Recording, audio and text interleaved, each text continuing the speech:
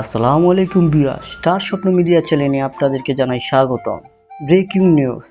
আসন্ন কুরবানি ঈদে মুক্তি পাচ্ছে না রায়হান রাফি পরিচালিত শাকিব খান অভিনীত বিগ বাজেটের সিনেমা তুফান।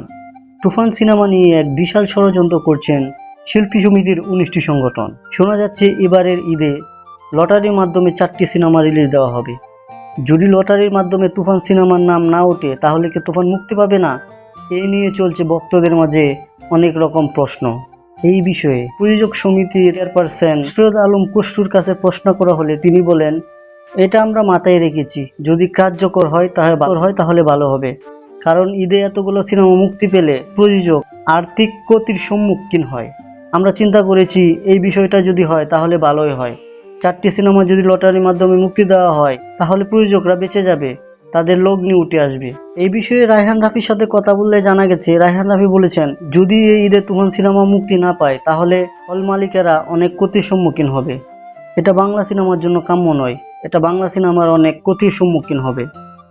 আমার সিনেমাটি নিয়ে অনেক ষড়যন্ত্র চলছে, এই ষড়যন্ত্র আমরা খুব তাড়াতাড়ি নির্মূল করব।